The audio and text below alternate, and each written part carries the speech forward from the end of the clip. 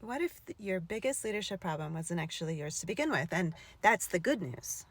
If you're new here, I'm Kate. I teach leaders to heal and lead using their own psychic intelligence. If you're into that sort of thing, tap the follow button.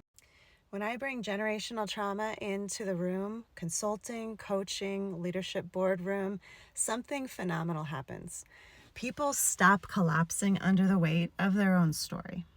Here's why this works. When you can see that what you're dealing with, the biggest problem, has also been dealt with and struggled with from your parents, your grandparents, and their parents before them, and on, it stops feeling quite so personal.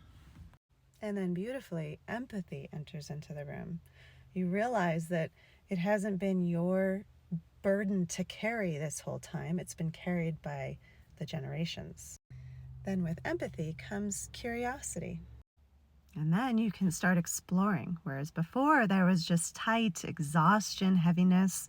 Now there's a curious playfulness. I like to call this stepping onto the playground. You get to experiment with things that you otherwise aren't familiar with, but you never think, I can't do that. You think, what would happen if I do that?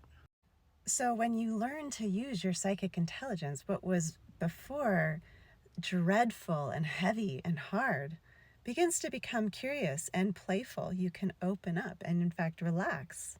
You can start to see the pattern instead of being consumed by it, and that's where change actually lives.